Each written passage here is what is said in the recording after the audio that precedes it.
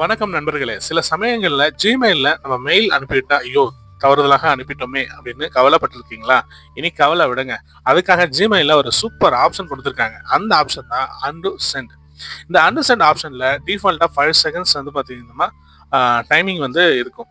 இந்த 5 செகண்ட்ஸ் 30 செகண்ட்ஸா நம்ம சேஞ்ச் பண்ணிட்டோம் அப்படின்னா, அந்த 30 செகண்ட்ஸ்க்குள்ள யாருக்கெல்லாம் நம்ம மெயில் வந்து தவறுதலா அனுப்பியிருக்கோமோ அந்த அன்டு ஆப்ஷனை கிளிக் பண்ணோம் அப்படின்னா நம்ம மெயிலை வந்து திரும்ப வந்து பார்த்தீங்கன்னா எடுத்துக்கலாம், அனுப்பாமல் நிறுத்திடும். ஓகே, இந்த செட்டிங்ஸை பண்ணுறதுக்கு உங்களோட ஜிமெயிலில் லாகின் பண்ணிக்கோங்க.